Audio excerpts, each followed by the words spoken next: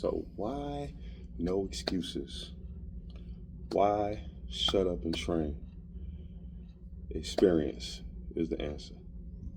I have years of experience of people who have had more difficult jobs, more complicated lives, more very harsh situations they were living through, and they still managed to make it to that training session, or they still managed to open their door when I showed up, or they still managed to log in to Skype or Zoom or Google Duo, or even take a phone call. I've even trained people over the phone. So when I look at people's lives who have a little bit more simplicity, have a little bit more time, have resources, and they choose not to do that, it makes me say no excuses and shut up and train. No excuses is because I've seen people defy the odds of excuses. I've worked with people in different countries. I've worked with people in different cities, different states, different time regions, different time zones. I've trained at 2 a.m. I've trained at 1 a.m. I've trained at midnight. I've trained at 4 in the morning, 3 in the morning, 6 in the morning. It doesn't matter. Afternoon, early evening, whatever. But I've seen people defy the odds when it comes to excuses.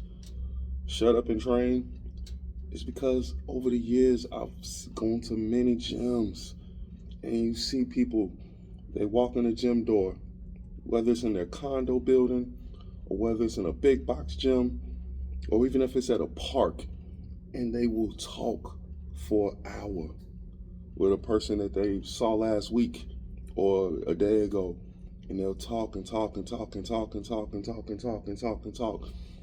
And as one of my teammates used to say, yo, the coffee shop up the street. You want to talk, go to the coffee shop up the street.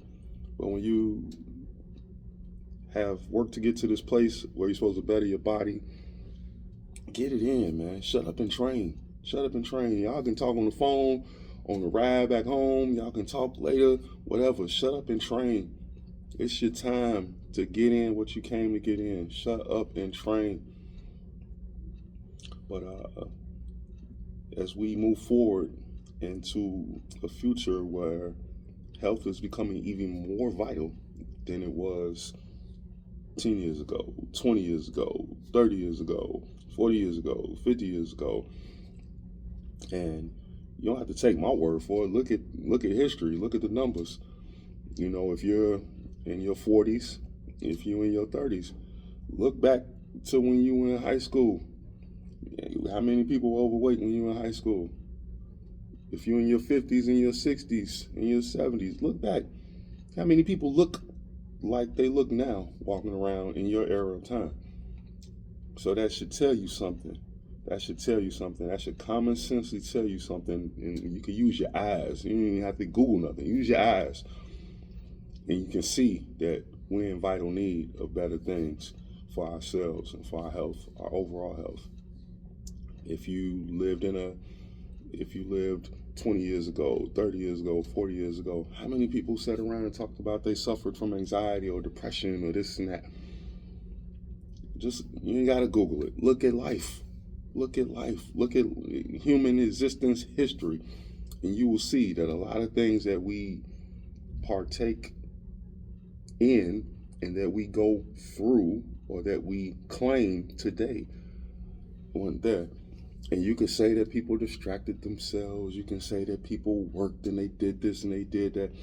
You can say that, but okay, if they were better human beings and a better quality of life back then wouldn't you want to analyze that, dig a little deeper into that?